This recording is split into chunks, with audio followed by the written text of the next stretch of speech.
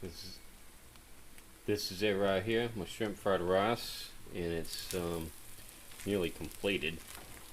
And I'm waiting on rain. It's Thursday night right now, and I'm cooking my shrimp fried rice.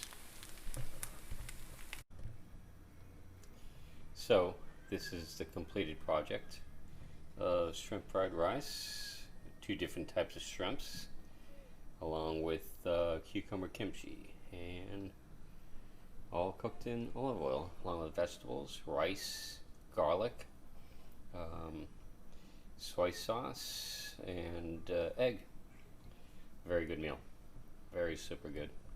Still waiting on the rain though. I want some rain tonight.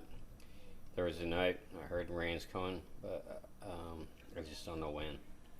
Hopefully sooner than later. Have a good night. Bye.